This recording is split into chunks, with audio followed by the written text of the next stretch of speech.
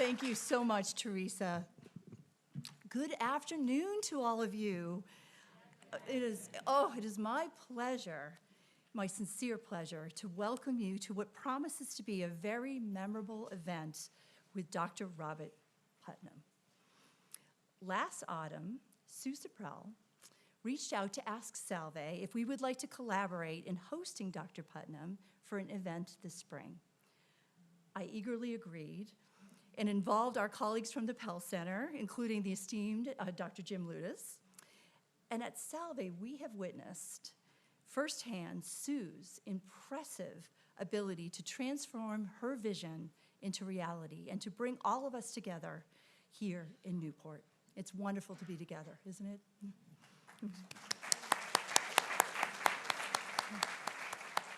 Dr. Putnam's visit is the fruit of her labors, and she coordinated the efforts of a number of colleagues in the room here today in the planning and organization of this event.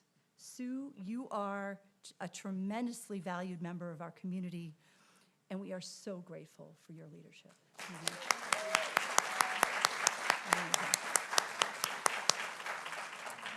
So the plan today is to hear remarks from Dr. Putnam, and then Sue will join him in a conversation.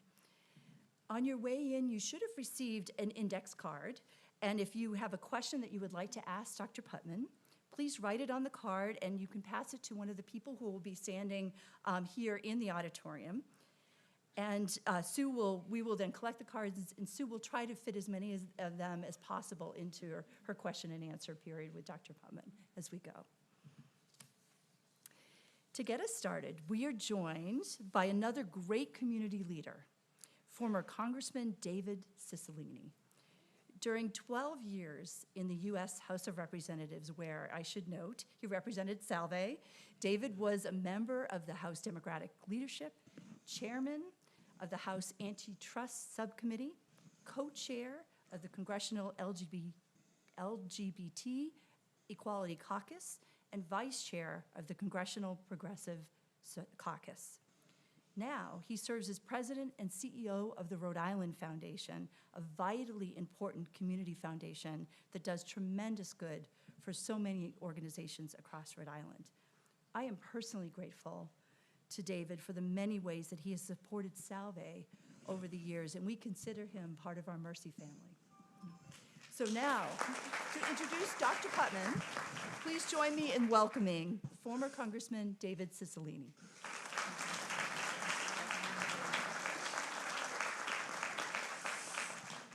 Thank you, President Armstrong, for that really beautiful introduction. Part of the Mercy family is really nice. As President Armstrong mentioned, I'm David Cicilline, the President and CEO of the Rhode Island Foundation, and really thrilled to be here with all of you this afternoon to hear from internationally renowned political scientist and author, Professor Robert D. Putnam. At the Rhode Island Foundation, we know that when community members are better connected with each other, with public and cultural institutions, and with the places where they live, we see increases in a range of positive outcomes. Civic health is key to strong and healthy communities. And focusing on improving civic health and enhancing community connectedness will strengthen our communities, strengthen our state, and strengthen our country. And that's why we've made it a central part of the 5-year action plan that guides our work at the Rhode Island Foundation. In fact, last year we worked with the National Civic League to develop an action guide for improving civic health in Rhode Island, to serve as a starting point and to provide a set of tools and strategies that can be used to promote and enhance civic health and to create meaningful opportunities for greater connection throughout our state. The Action Guide offers a roadmap for creating opportunities for community discussion, supporting trustworthy sources of local news and journalism, connecting with each other through the arts, amplifying the voices of underrepresented communities, and reinforcing civics education and volunteerism, among many other activities. And again, you can find the action guide for improving civic health here in Rhode Island on our website at rhodeislandfoundation.org, and I encourage you to take a look at it. Before I introduce our guest speaker, I want to thank Sue Sipprelle and Ellen Pinnock of Newport for bringing Professor Putnam and his wife Rosemary to Newport to share his insights and his expertise. So thank you, Sue.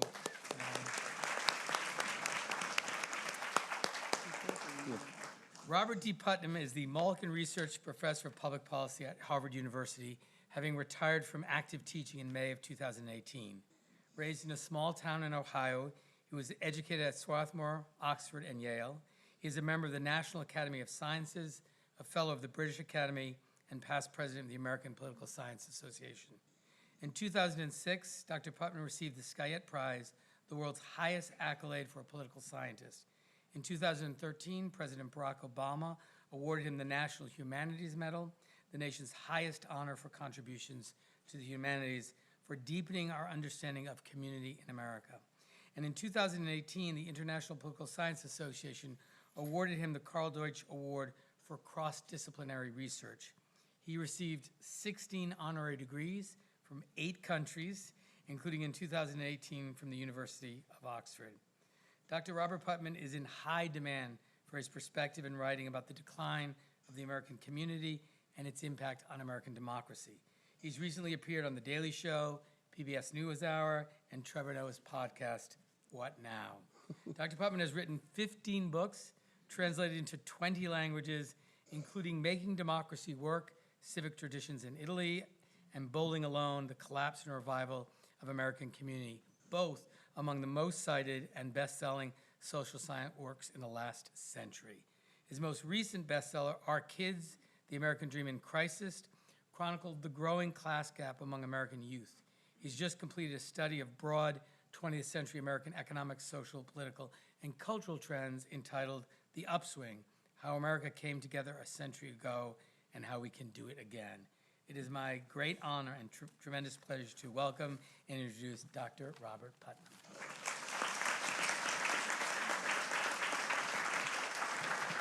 Oh, thank you. Yeah. Hey, thank you.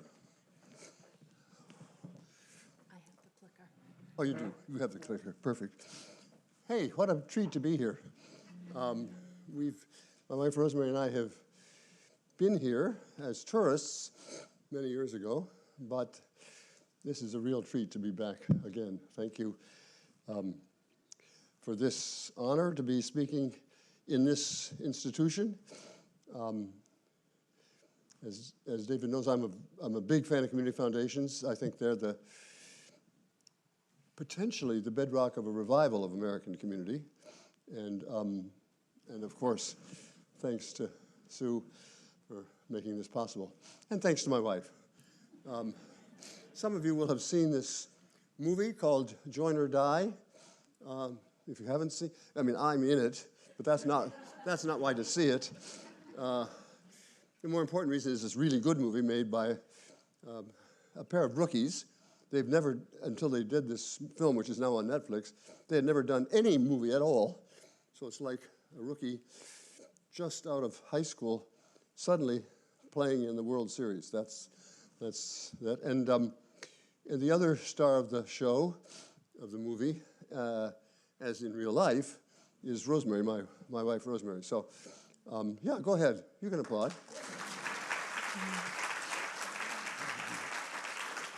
Our friends know that this is a real team. We've been together for 62 years this year. Yeah.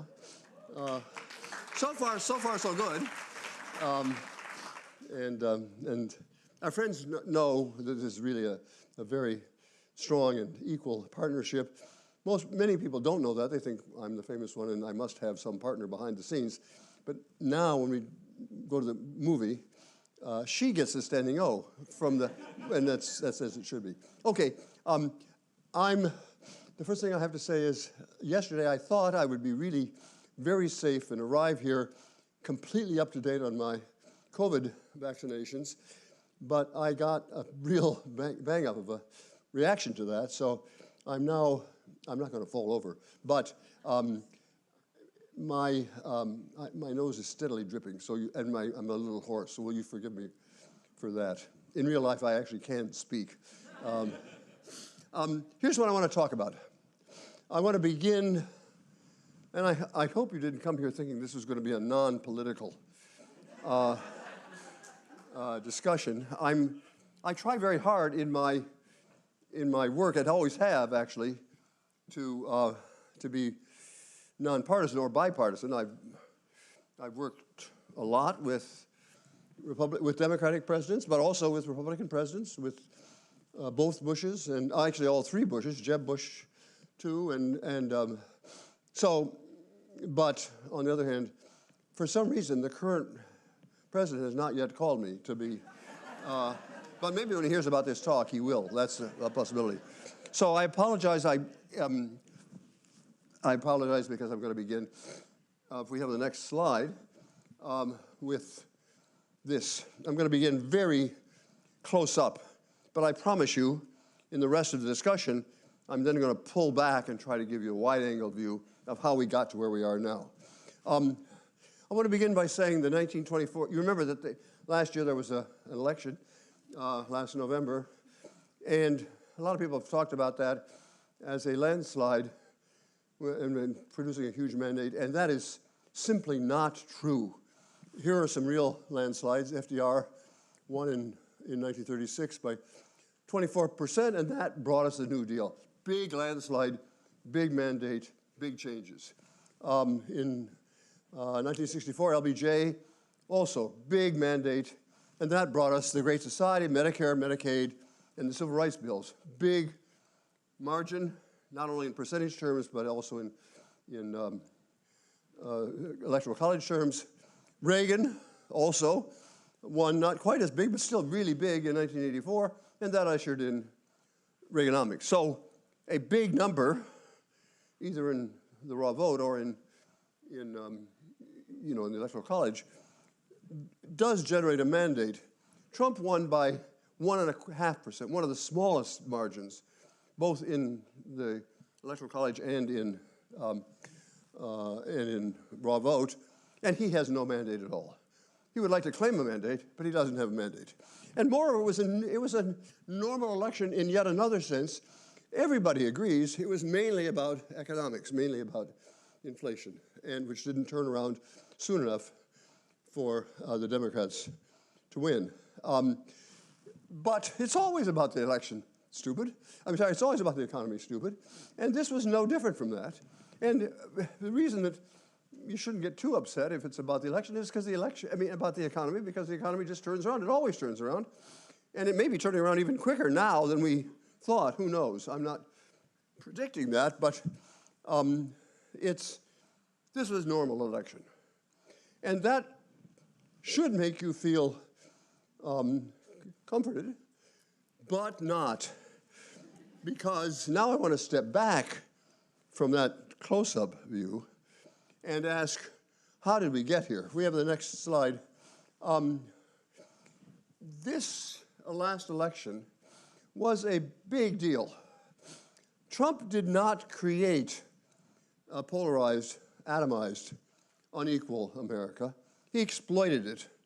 And that's not Bob Putnam speaking, that's Steve Bannon and J.D. Vance, who in the last month or two have said that they've revealed their secret. Back in the day when they were trying to figure out how to get Trump elected, they read a book by a crazy Harvard professor named, I'm not making this up, by Robert Putnam. And Robert Putnam discovered there was declining social capital, connections among people, and they thought that could be the basis. They thought social isolation would produce people who would be vulnerable to authoritarian populism. They turned out to be right about that. And so this is what I'm really going to talk mostly about. I guess this is the way I want to put it. Trump didn't cause this, and Trump's disappearance will not cure it. The deeper problems we face brought us Trump, and unless we fix them, we're going to keep having those problems. That's basically the argument I'm going to make. Does that make sense? And I'm going to try to make it clear, the evidence, because that's what I do for a living, is actually pull together data, and I'm going to try to show you some of the data. This is not a poli-sci class, unless you want to turn it into a poli-sci class. And so I'm going to show you some data, mainly some graphs. If you like numbers, your time has come. And if you don't like numbers people, there are numbers people, non-numbers people, just, close your eyes, settle back. If he says anything interesting, somebody will nudge you and you can wake up and follow it. So I'm now going to show you some pictures, if we can have the next slide. Well, this is, the first part of this comes from a book that I published jointly with Shailene Romney Garrett about, which was called The Upswing. You mentioned that I want to keep wanting to say Congressman, President, in your introduction. And if we have the next slide, here's where I'm beginning. America is, my mother had a technical term for this. She would have said, America's in a pickle. And I don't know, is pickle a Midwestern expression, or do you know what I mean by pickle? Okay. And what I mean by that specifically is into four different ways. America is at very close to the most polarized ever in our history. There's a close call. There's another period between 1860 and 1865. Okay, but you've guessed what that is, and that's how close we are. I mean, mathematically, we're that close to the Civil War. And in addition, and independently of that, we have probably never been as unequal. And I'm saying this in the heart of the Gilded Age. The Gilded Age was a big deal, not just here. It was a big deal in America because the gap between the rich folks on the Upper East Side of New York, who were then summer up here, and the Lower East Side of New York, the poor huddled masses, was enormous then. But the gap between rich folks and poor folks in America today is even larger. And that's what I mean when I say we're living in really interesting times. And finally, not finally, but thirdly, in terms of society, we have probably never been as isolated from one another as we have. And it basically has very little to do with the internet. It goes back long before the internet was invented, that we were on this down trek of increasing social isolation. And finally, and I wish I had time to spell out the data for this last point, we're in an unusual period of cultural self-centeredness. We're in a very me period. And actually, I'm really proud that we have real data on that, but it's a little complicated, so you'd understand it, but we don't have time, so you'll have to trust me, which is unusual nowadays, but just trust me. So I'm going to show you 4 or 5 graphs that all have the same shape, so it's going to be pretty straightforward. If you have the next slide, I'm going to start with politics.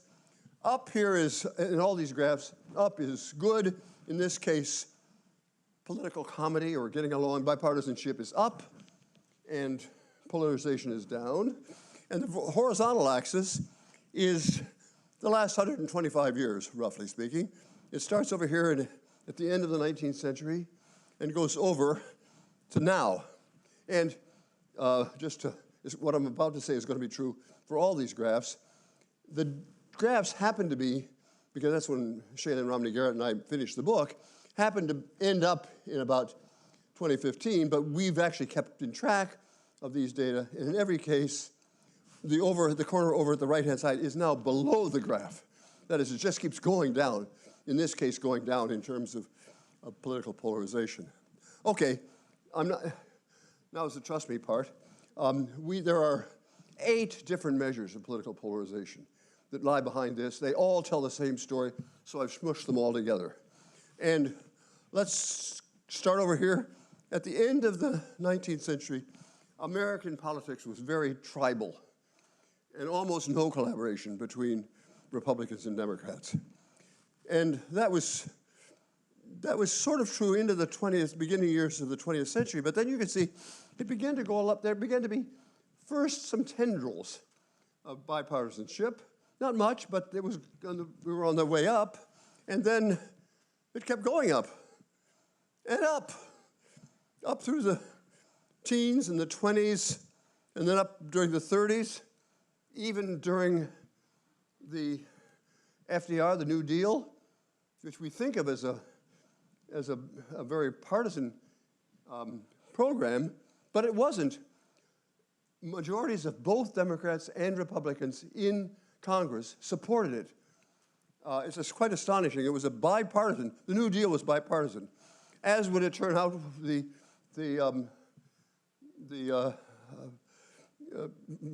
new Great Society was bipartisan, and the Reaganomics was bipartisan, going up, and maybe you're not surprised that it was true that we were, during World War II, we were unified, but it kept going up after World War II. And then about in the 1950s, this is a history test. Do you know who was president in America for most of the 1950s? Oh, you do? You're my people. Great. And Eisenhower was, except for George Washington, the most nonpartisan president in American history. He didn't cause it. He reflected the fact that it was a very bipartisan, cooperative period. But then you see, and it was stayed pretty bipartisan, non-polarized in the 60s under Kennedy, but then it begins to go down, down, down, and then it gets just boring. Every year, we're more polarized. And as I just finished saying a minute ago, it keeps going. In what are we in now, 2025?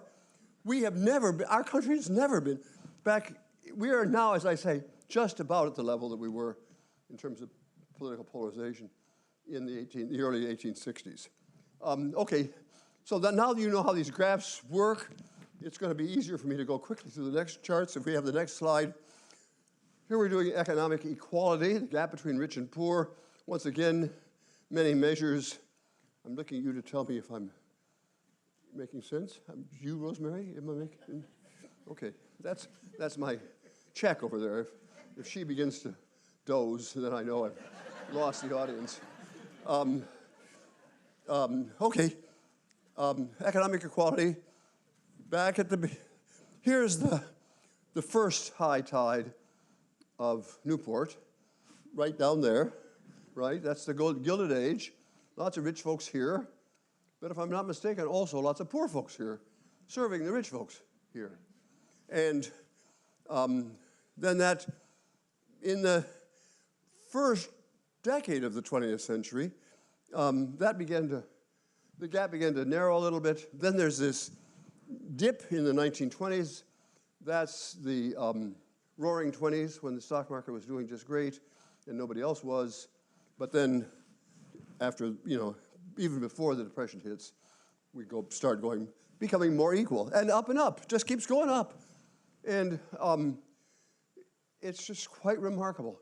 Every single measure of economic equality in America during that period keeps rising. It rises to a little bit of a peak during World War II when we had wage and price controls, but then it keeps going up. And by the time we get to the middle 60s, by the way, that's my period. I am in high school and college in the late 50s and early 60s. So I just want to confess my loyalties.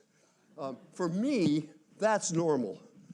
But for nobody else, maybe there are a few people here who are almost as old as me, but for your students, they don't believe that America was ever like that. Or for our grandchildren, we tell our grandchildren, I tell my grandchildren, that when I was growing up, we did not lock our door. And they say, Grandpa, you're just wrong.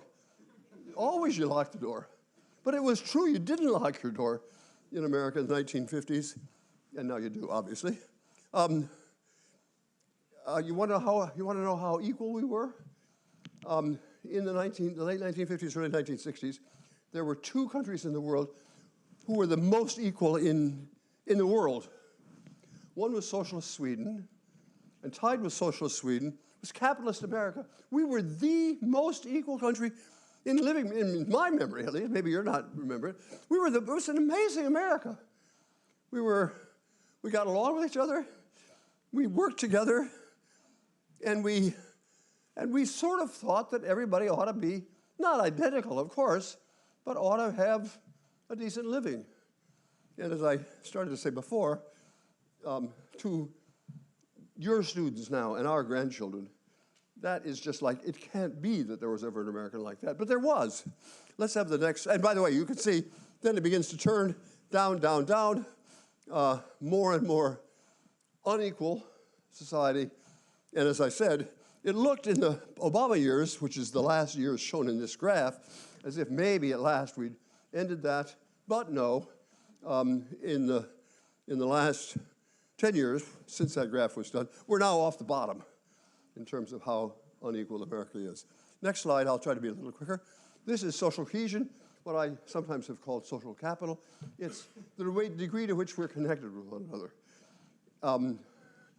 In our families, in our neighborhoods, in our groups, to what extent do we trust each other or not?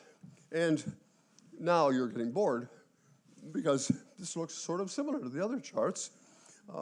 America was pretty low in social cohesion at the end of the 19th century. That's because that was the culmination of our Industrial Revolution.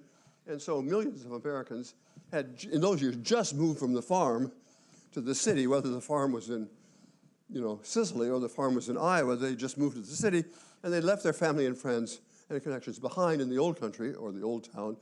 And it took them some time to create new connections. That's why we were so low in social connections. But then again, and now I'm embarrassed to keep telling you the story. You can see the little pause in the 20s, but then every year, so now, remember, I'm up there. I'm in high school in the late 1950s, and every year there were hundreds of thousands of more members of the PTA. And I thought that's just always going to happen.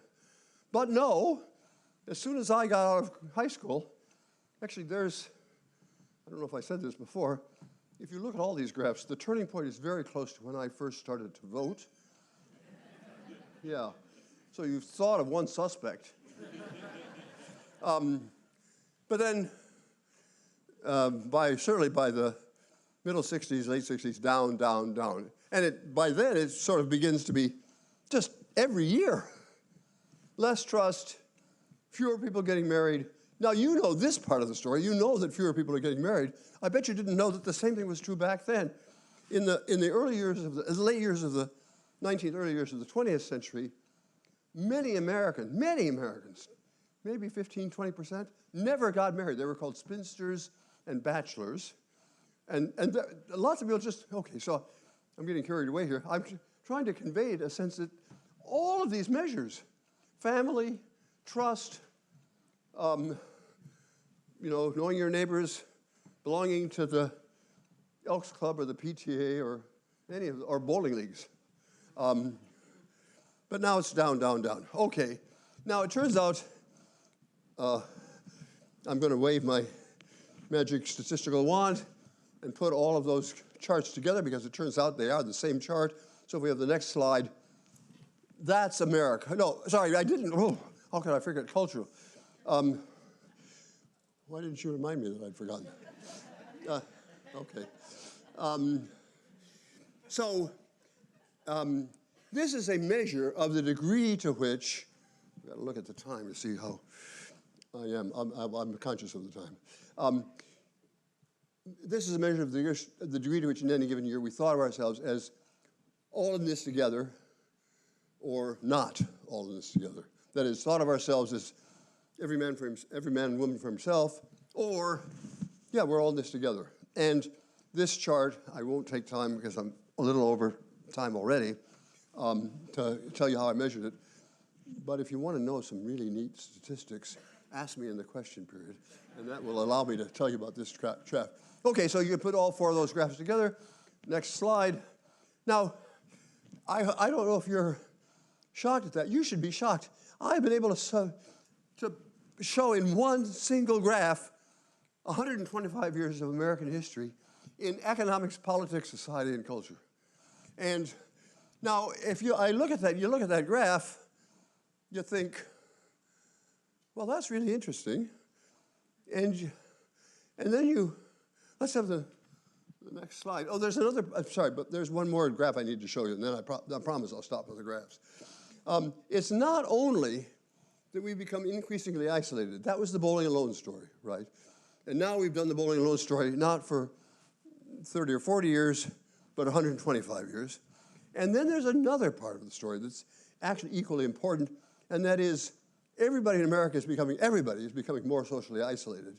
If you are not, you are personally publishable. I could write a case study of you if you are actually more connected than you were 10 or 20 years ago. Well, maybe if you're the college president, that's maybe slightly different. the thing you need to think about is that equally true across America? Are all Americans equally isolated? And the answer is no, it's not. And if we have the next chart, which doesn't come from me, actually, this chart, nope, back up. This chart comes from actually a conservative think tank, but the data are so clear that anybody who looks at the data will say it. Notice that the number of people who have no close friends at all between 1990 and 2024, roughly speaking, the last 35 years, has gone up for both, more social isolation, but gone up more rapidly for working class people, people without a college degree. And on the other hand, the people who are just joining up a storm, everybody's less likely to join up a storm, but that's especially true for working class people.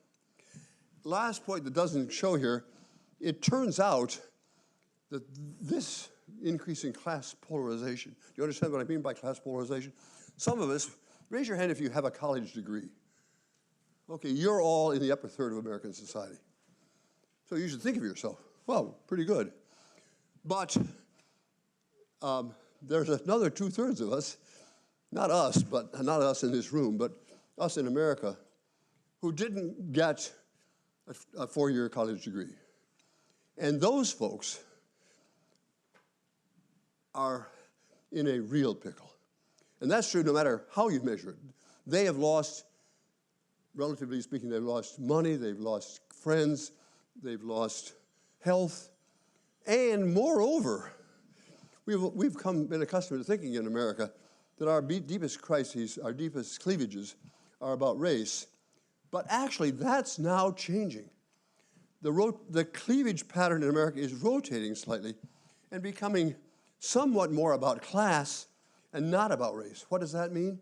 It means that middle-class blacks are looking more and more like middle-class whites, and working-class blacks are looking more and more like working-class whites. And if you followed at all the election returns from last November, that's exactly what you saw. Increasingly, American politics, first of all, we were decimated by this social isolation, but more than that, increasingly, we are a class-divided society. We haven't been for a long time, but now we are. In a way, that's the most important thing I want to tell you. I'm going to tell you how to fix it in just a minute. So can we have the next slide, please? Here's the fundamental causes. I'm not done yet, but I'm getting close to being done. The fundamental causes of our democratic crisis. First of all, a shriveled sense of we. We don't think of ourselves as a we anymore. We don't think of ourselves as a we across racial lines, but maybe that's been true forever. But we don't think of ourselves as a we across class lines. Most of us in this room, if we're honest about it, think of ourselves as pretty well off. And we don't think that the guy who pumps gas is the same as us. I'm not calling into question your good-heartedness. You wouldn't be in this room if you didn't care about the gal who checks us out at Walmart or something. But that's the fundamental structure of America, this increasing class conflict, along with the personal isolation. And finally, not finally, but I want to emphasize this. It's not just about economics. I come from a small town in the middle of America. Most of my high school classmates, by far, 70 or 80% of them, did not go to college. They're on the lower half here. They're wonderful people. But they now think, I played football, awful football, but I played football in the local team, but they don't think I recognize them as just like them. And maybe they're right. I don't think of myself just like them. I'm not trying to be quite so, I guess I am trying to get us all to wake up and see. It's not just an economic problem, and we won't fix it by just transferring more resources. We can only fix this problem if we actually look at them in the eye and think, you're just as good as I am. I want you to, the next time you go to Walmart, or have your your car filled up, if you don't do it yourself, but it's somebody else, look that person in the eye. You don't even need to say anything. Just ask yourself, am I looking at this person as if he was an equal of mine? Maybe so. Maybe this town is unlike all other towns in America. I'm glad to hear that. We have the next slide, and I am now coming toward the end. This is back to the glass, the basic graph you saw before. And everybody, when you look at the graph, they ask, they want to know what happened up at the top. What went wrong? And we could talk about that. Basically, it was the 60s that went wrong. But that's not the most interesting part of this graph. This is the most interesting part of the graph, because this is the part of the graph that's like what we face. Can I put it a different way? Somehow the people 125 years ago faced the same problems we do, and they fixed it. So why can't we fix it? Or to say another way, what could we learn from them that we could do ourselves today? And that's basically the subject of the whole book, but I'm going to I am coming to a close. I want to get to the next slide. These are the lessons that I learned from the last Upswing. Now you understand the title of the book, The Upswing. We had an upswing before. I desperately want to, in fact, most Americans would like an upswing now, but how do we do it? First of all, we have to admit the upswing back then was not inclusive enough. It did include women, actually. Sometimes people think it was only men, but that's actually when men, that's the very period in which women got the suffrage. So it's that progressive era, which is the label for that period, was actually not, it was decently fair to both genders, but it was not fair in racial terms. And so this time, if we do it again, this time we got to be sure we're more inclusive. Secondly, the people who did it were young people. Here's an insight about revolution, or the need for revolution. The people who see the need for revolution are old people like me, who once lived through a better America, and we can say, it doesn't have to be like this. But old people are not the people who are going to be able to figure out how to make America more connected and better in the 2040s. My grandchildren, and your grandchildren, maybe your children if you're on the youngest side, that's who's going to be able to figure this out. And that's who figured it out the last time. It was young people. Almost all of the major figures of the progressive era were in their 20s. Secondly, it was bottom up. It was not top down.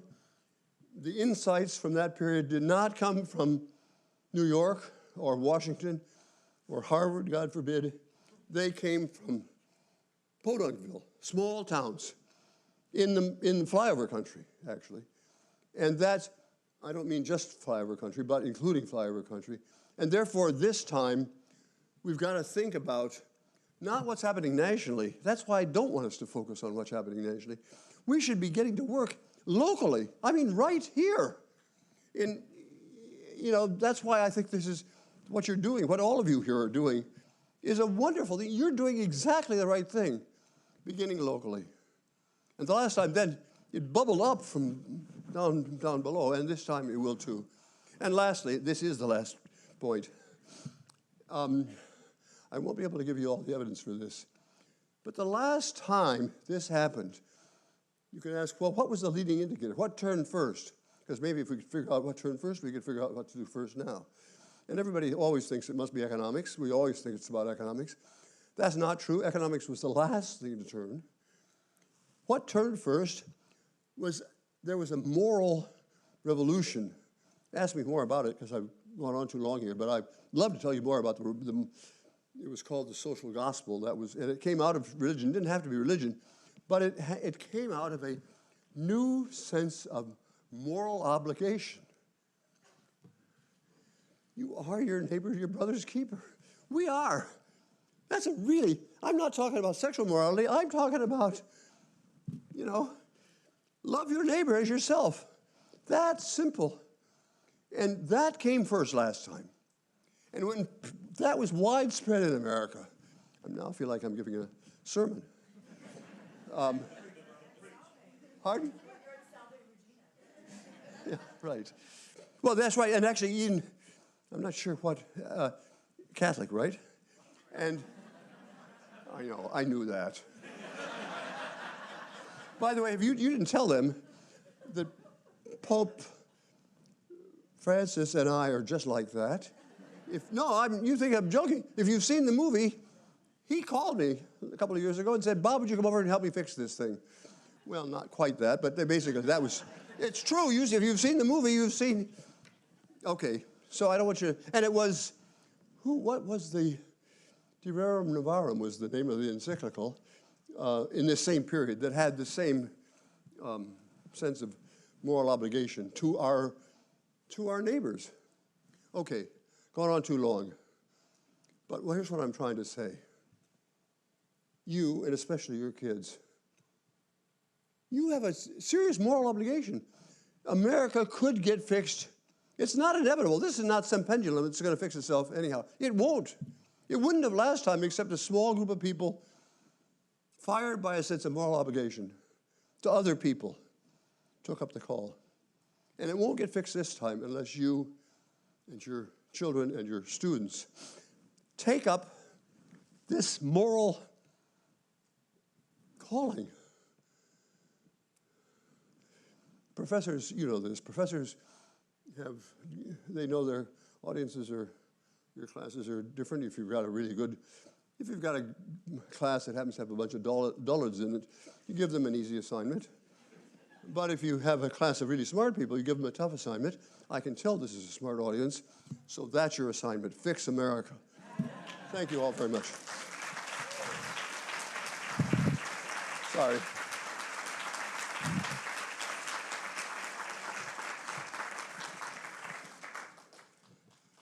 This probably can go off.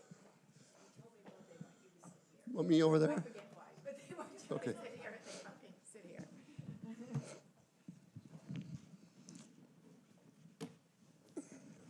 Thank you very much, Bob.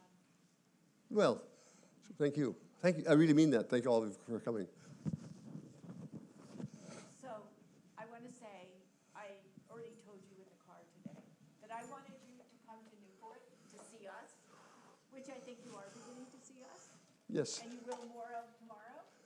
And I wanted so badly you to come here so we could see you and hear you. So thank you so much. Tomorrow I'm counting on, thank you. Tomorrow I'm doing more listening tomorrow and less talking. Well, we'll see. Okay. Oh, God. Where's the coffee? Rosemary? Rosemary? Where's the coffee?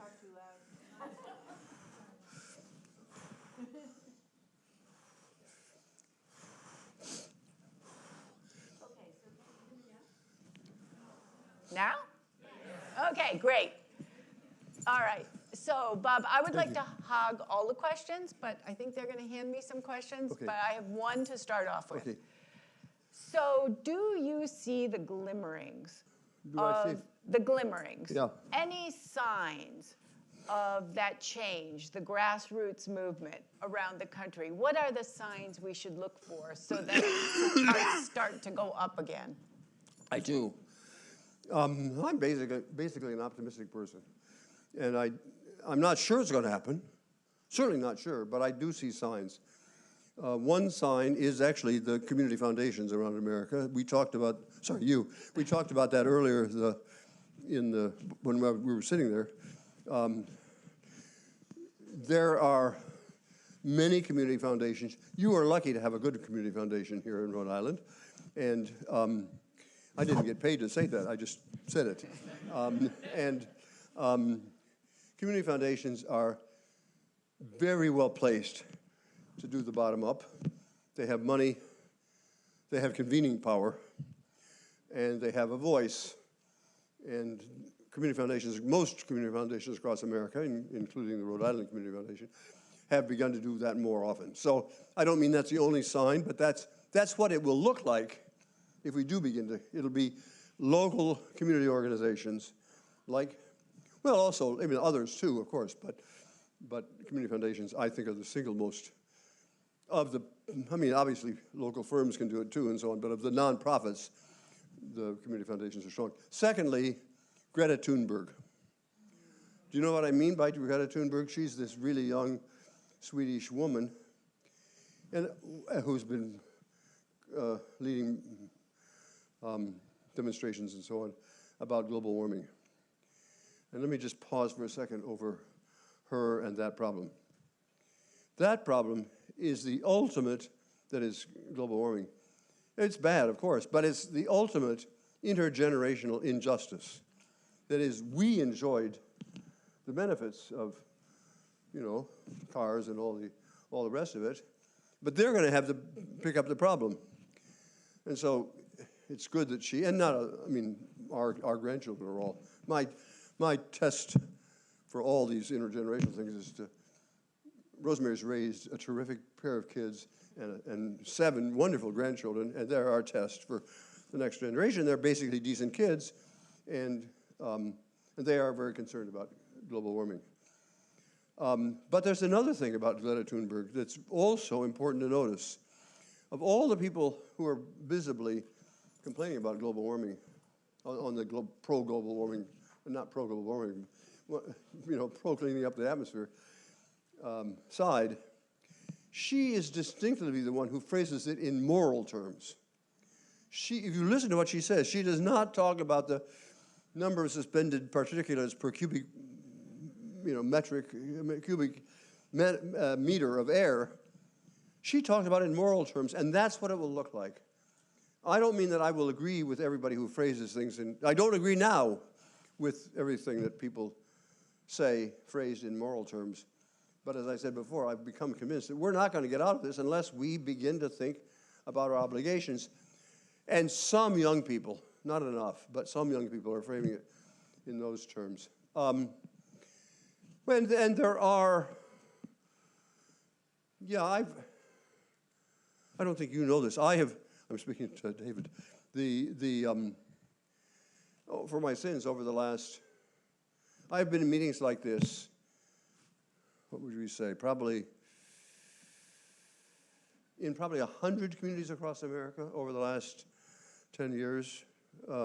So I'm not perfect, but I have actually not just data, I have a deep sense of what you encounter when you talk to groups like this. Of course, you're all self-selected, but there you are, active in Newport or East Oshkosh or, you know, Springfield, Missouri, or Springfield, Illinois, or Springfield, Mass. I mean, all these places. And I think there for sure is a desire to fix the problem. For sure.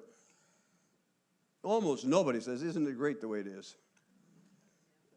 But, you know, it takes some time to figure these things out, how to do it. I'm sorry, that's rambling. But I am hopeful.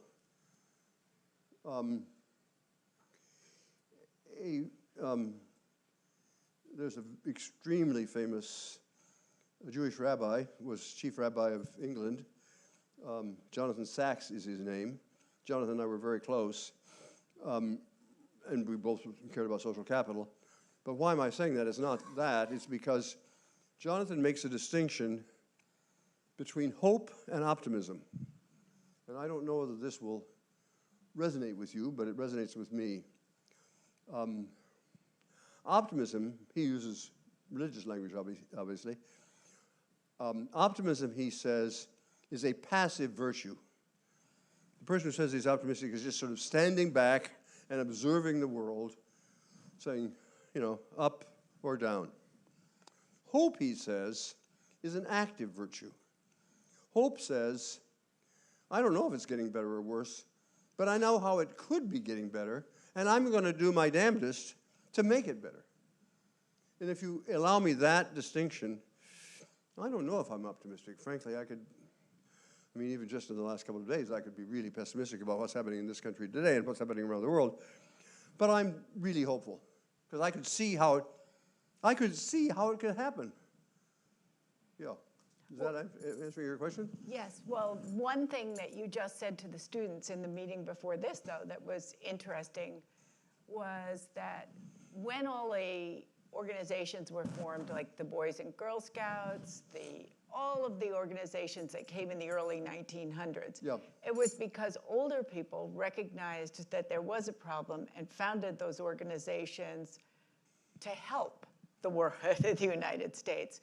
And you, in this talk today, you kind of emphasized the youth, but in the talk that you gave earlier, you also said that all of us, the older people in this room, also have an obligation to step forward and help the youth make the changes we all need. Can I say something just a little bit, extend a little bit? I beg your pardon, but I am completely COVID-free, so don't worry that I've just...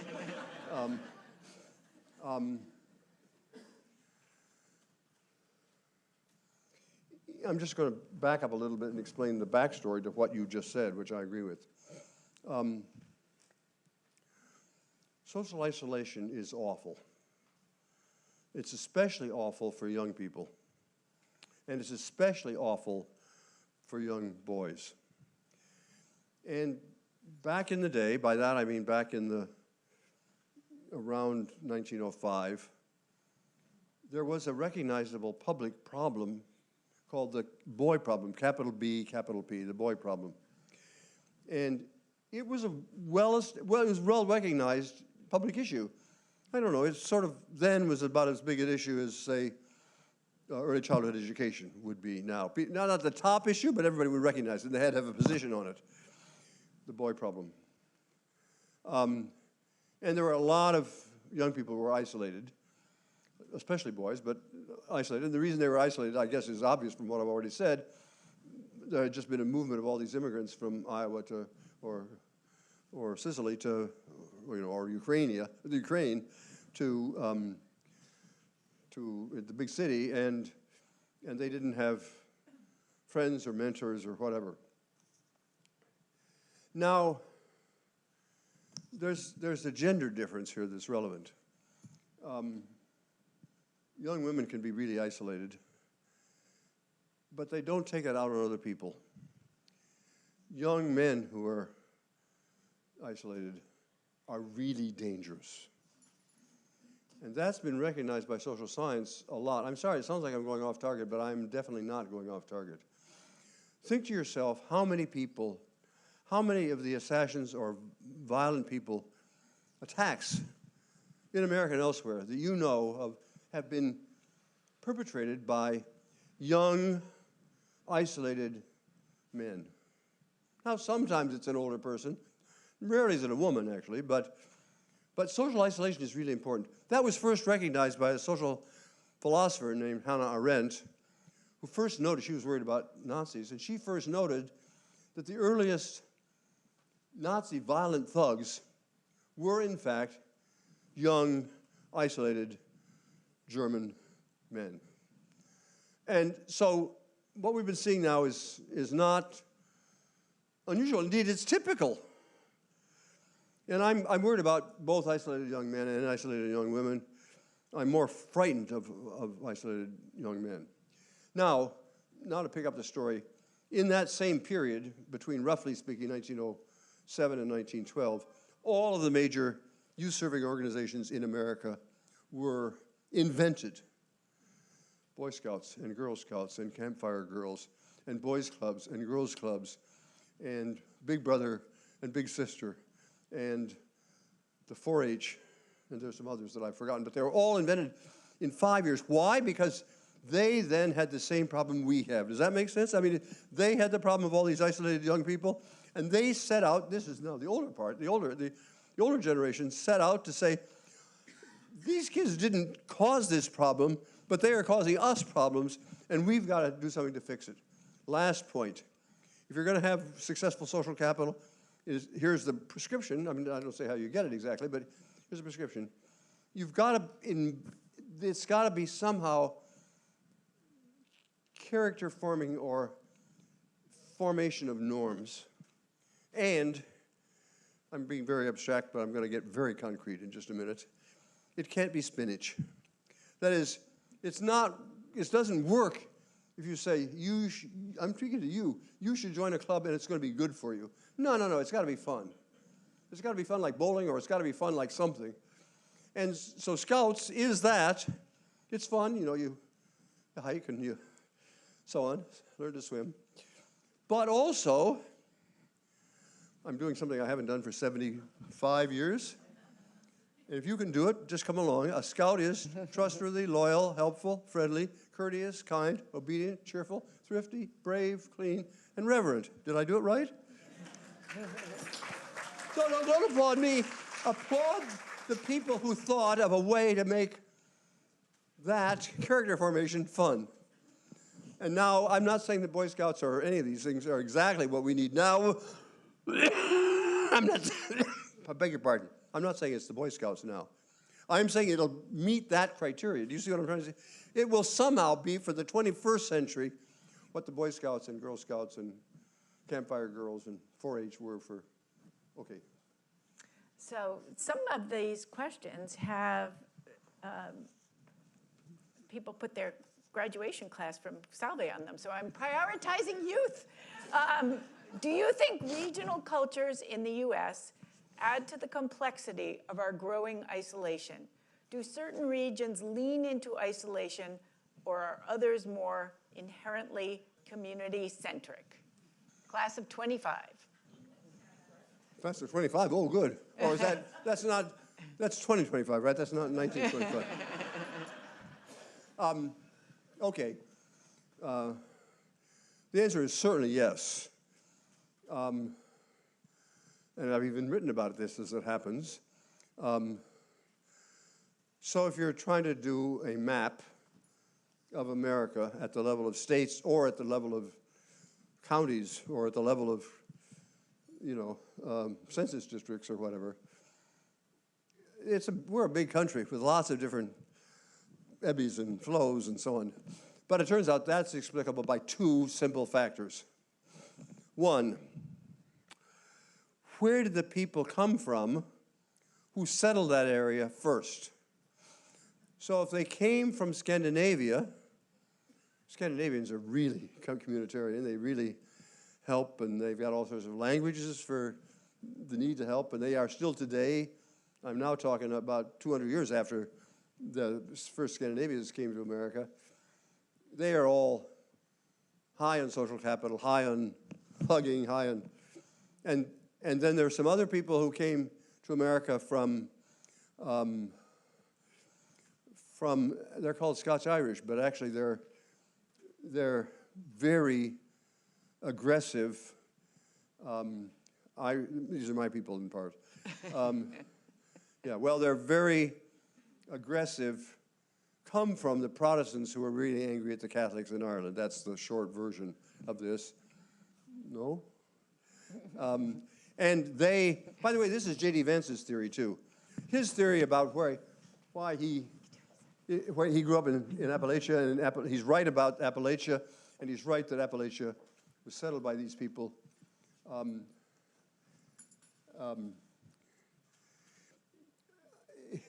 I have all sorts of really interesting data. I can tell you for every county and state in America, the fraction of people in that county who say, I would do better than the average person in a fight. Oh, goodness. And that variable turns out to pick out Appalachia. The only place in America where people are proud of the fact that they can throw a punch or another one, same data, how often do you give the finger to another driver? Now, I have seen that happen in Massachusetts, I have to say. But it's even more likely to happen in Appalachia. Okay, so that's the first point. And I could keep going. Where did the French people settle? Where did the English people settle, and so on? That's the first factor, and I think I'm still on the question. The question is, am I not on the right question? Somebody said, where did these cultural differences come from? That's the first thing. And the second thing is, you guessed it, slavery. The deeper slavery was in the mid-19th century, the more untrustworthy and hateful, actually, both blacks and whites are today. 200 years later, 300 years later, turned out slavery and you shouldn't be surprised at this, slavery was just awful for human connection. It was designed to break up families, right? The whole purpose was to break up families, and that worked. There's been some amazing work in which they've looked county by county in Mississippi and Alabama. How bad was slavery there in that county in 1860? And what's the level of social capital in that county in 2020? It's the same map. So I've now tried to answer the question, where do regional differences come from? It's patterns of immigration, and then this other pattern of immigration, which is forced immigration, slavery. Does that make sense? You may not like the answer, but that's, so I don't know about, New England does pretty well on average. Northern New England does really well. New Hampshire, where we live in the summer, does really well. But anyway, yes, you can do it. It's a very well studied and extremely interesting topic. Shifting gears a little bit with a nod to Salve, trust in educational institutions is at an all-time low. Not saying that people don't trust Salve, just saying this is an issue for all educational institutions. I had not noticed that. How can we as a... Did you read yesterday's papers about Harvard? Yes.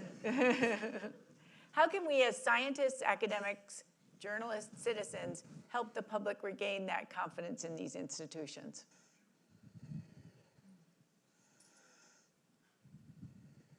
I do understand the question. I don't know. Trust is, other people have said this, but it's true. I know from the data it's true. It's easy, it's hard to build trust. It takes a long time, and it's easy to lose it. And that's what's happening right now.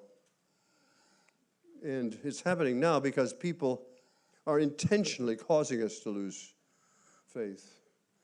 And that's evil, honestly. And they know what they're doing. What to do about it? My university, Harvard, and my university president, Alan Garber, just went went over the last month or two through agonizing internal discussions at Harvard and with himself, I'm sure, asking, well, can we just give a little bit to them and then they will let us alone? And he desperately wanted that to be the answer. After all, Alan Garber, I shouldn't say after all, he is Jewish. He takes anti-Semitism very seriously. He led us through, over the last 12 months, a lot of self-reflection on anti-Semitism. But he finally decided that wasn't going to work. And I think that was the right decision. We're going to pay, well, we're a rich institution, so we're going to survive. I'm glad you're applauding, but that's not a cheap decision. No. And for any major research university, it's a huge, well, okay, what does it mean? It means that it's not going to affect my salary much. No, I'm retired. It won't affect my salary at all. It is going to affect the salaries of people in public health, and certainly in the med school, and that's going to be bad for them, and it's going to be bad, even worse, actually, for America, because we won't get the cures that we need.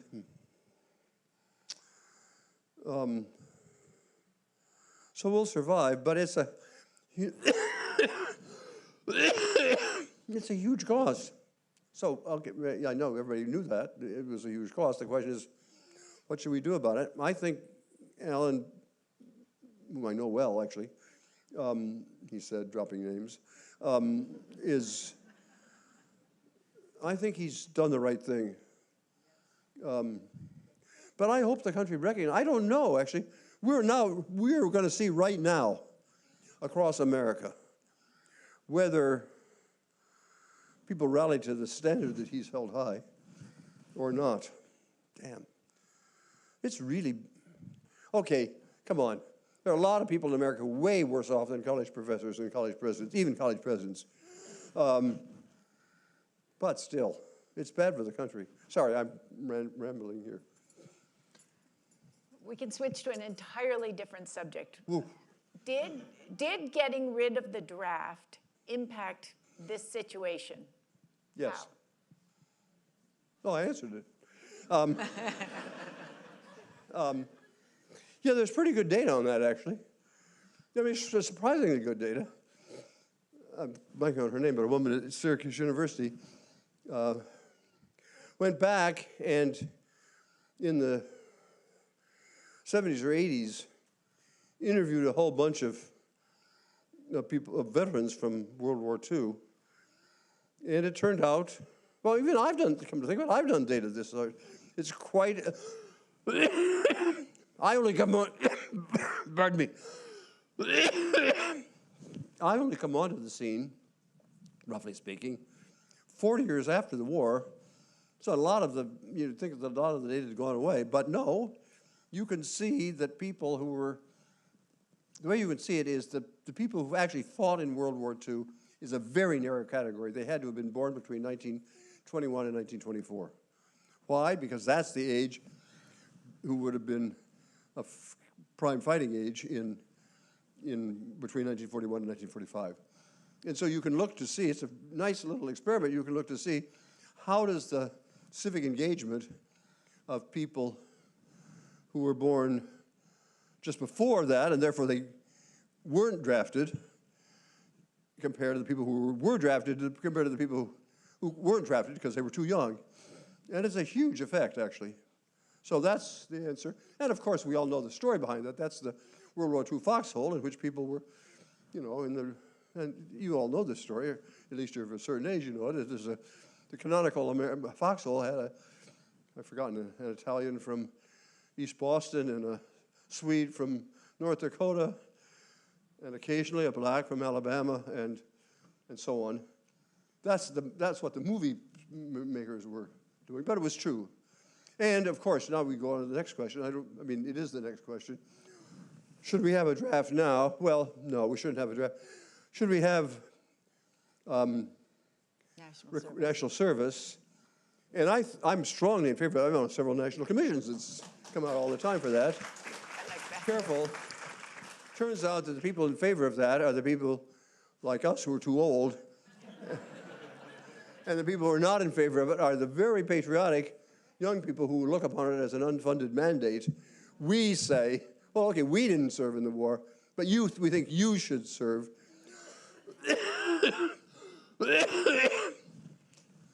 Okay, yes, but still, yes, we should have national service.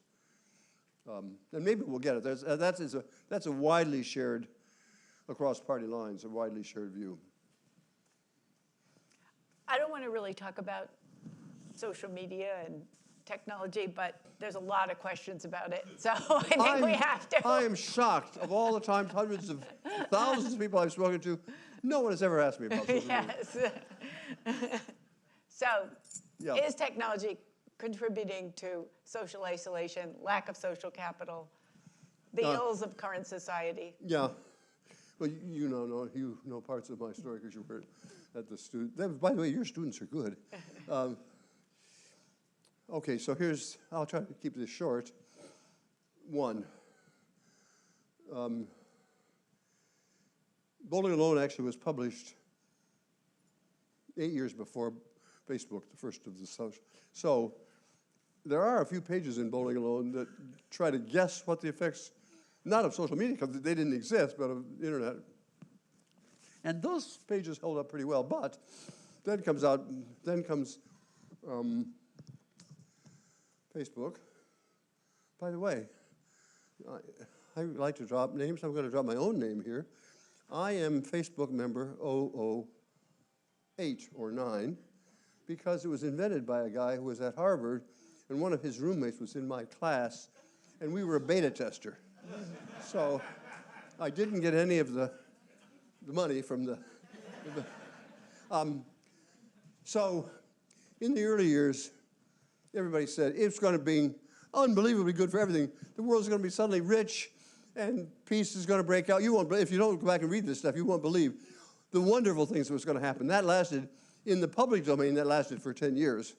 It actually wouldn't, you will not believe it unless you go back and read what people said. It was just, the scholars were more cautious. And then I can tell you the date when public opinion changed on whether Facebook is as good as bowling leagues. Can I put it that way? I mean, face-to-face, like bowling leagues or what's technically called computer-mediated communication, CMC, like Facebook. And that date on which the public changed its mind was Thursday, November, I think it was November 22nd, 2020, which was the first Thanksgiving under COVID. And millions of Americans, all over America, suddenly realized that Zooming with Grandma was not the same thing as hugging Grandma. And Grandma realized, we realized, that Zooming with our kids and seeing these little postal stamps was not the same thing as hugging our grandchildren. So the public opinion, I can show you the data, public opinion changed at that point. But, and now I'm going to get to the important point, it's wrong to think of, we have two worlds, two kinds of networks. We have real face-to-face networks, and we have electronic, social media networks. That's wrong. Rosemary and I actually do see each other a lot. We have a lot of face-to-face connection. We've got 2 offices in our home in Cambridge. They're about 12 feet apart, and yet often she sends me a text saying, it's time to come in here and do the dishes, or something like that. So that network, and actually almost all of your networks, there are very few of your real friends that you don't have a social network with, and there are very few of your social network, quote, friends. Sometimes people, if you go onto Facebook, for example, I've discovered people want to be friends with me, but that's not because they want to be friends with me. I'm a trophy for them. They'd like to say Bob Putnam is on their friends list. But most people's friends, capital F friends on Facebook, are also real friends. They are, and I'm going to use an analogy here with chemistry, they are like an alloy. An alloy is a mixture of 2 base metals like tin and copper. Is there a chemist in the room? You'll tell me. If you put tin and copper together and you heat them up and you stir it and you mumble some mumbo jumble, it turns into something. And this is what I can't remember. Is it copper or bronze? It is bronze. Okay. It's not copper. Oh, it might be brass. Okay. Well, in any event, most of our networks today are alloys. Do you understand what I mean? They're mixtures of, and an alloy is not just a sort of just an ordinary mixture. It has different properties. That's what makes them interesting. Alloys are interesting because you get something different when you do all this mumbo jumbo. And similarly, it's not that there's only one kind of alloy of face-to-face and in media, and social media. Stick with me for a moment. And you'd like to think, well, let's have the best of both worlds. Let's have the good things about social media, from social media. Let's pick an alloy that has some good parts that come from the social media and some good parts that come from a bowling league or, from face-to-faceness. And now I'm can I trust this crowd? Okay. I'm about to say something that will get me in trouble, above all with Mark Zuckerberg. Facebook invited me, actually in December of 2019, to come out to Menlo Park to talk about social capital. They wanted to talk, it was almost as good as when the Pope invited me to the Vatican. Well, almost as good. And it turned out, I was going through my little song and dance about how you should be thinking about how to create a metaphor, an alloy that would, and one of the chief scientists there said, shh, we have done that. We know how to do that. And they had. He later on got fired. But now, why didn't they had figured out a way to have the best?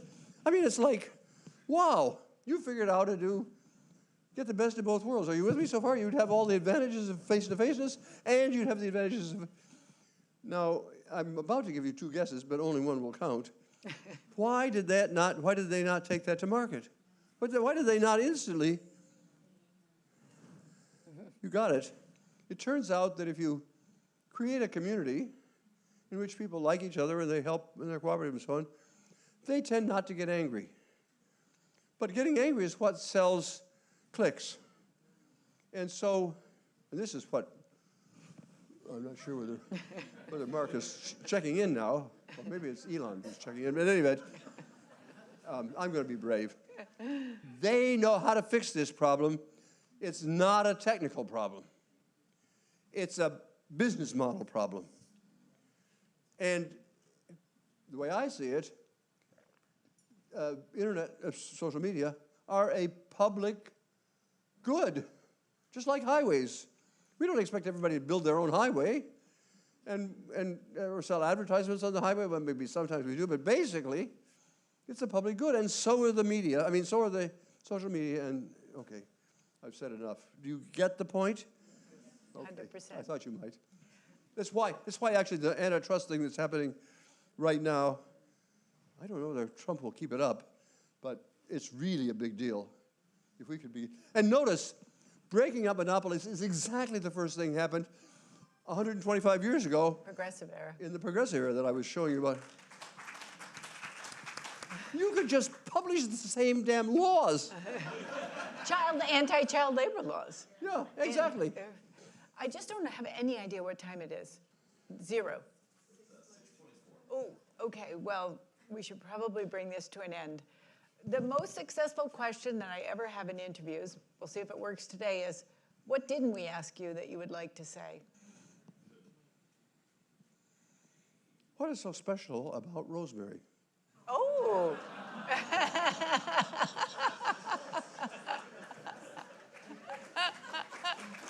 No, I'm going to explain to you now what my answer to that question would have been. How many of you have actually seen the movie Join or Die? Okay, you've seen Rosemary. I'm delighted to say whenever we go around the country like this and we are talking afterwards, on stage, she gets the standing O because she's the neat person, and you can see that in the movie. But you don't know quite why she is. I'm never going to live this down. She's getting angry at me right now. That's who she is. So I taught a seminar at Harvard for many, many years, about 15 people. We happened to live close to Harvard's campus, so we met in our living room. We're back to the 1950s and Mr. Chips and so on. We took a tea break or coffee break halfway through the seminar. First of all, the kids loved it because it was, these are still kids, and they were at home, and they liked that. And then Rosemary made tea and coffee and made home-baked cookies. And they all loved it. And not long ago, somebody came to our house who had been in the class 20 years ago and wanted to bring Rosemary some cookies back. And a few years ago, when Obama was still president, he asked me to speak to his whole senior staff in the West Wing. There were about 20, 25 people in the room. 5 or 6 of those people were were graduates of this tiny little seminar, and 2 of them brought cookies for me to take home to Rosemary. That's what you should have asked me.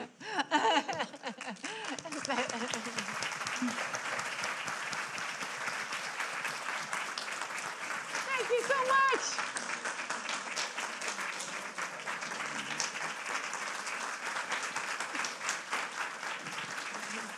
Thank you all. Thank you all, really. This is a lovely audience. Oh, thank you so much.